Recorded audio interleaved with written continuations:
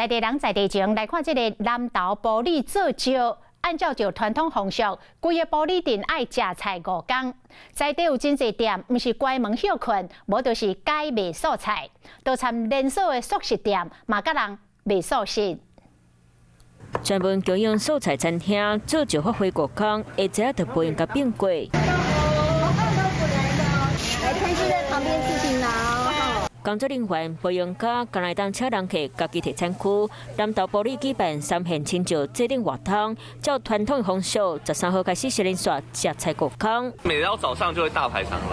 对啊，人蛮多的啦。埔里镇美食素食连锁店伫咧做石期间，也推出素菜摊，包括沙拉、水果地、番麦批，互人客有较侪选择。因为还是有别的天主教、基督教的啊，那还是要尊重人家的那个，是吧？来到埔里酒厂，这小型烟肠含酒汤原本上受到欢迎，不过这几天刚来当暂时停批，游客专工为高雄来埔里想要买，煞被走一撮。要来吃酒蛋跟绍兴香肠。啊，可是因为这5天做酒拢无卖呢。今天来刚好没有点失望。市场内底行鸭店这段时间无法度抬鸡抬鸭，刚来当卖素菜便当，啊那有单位有伫咧卖猪肉干，无提供试食。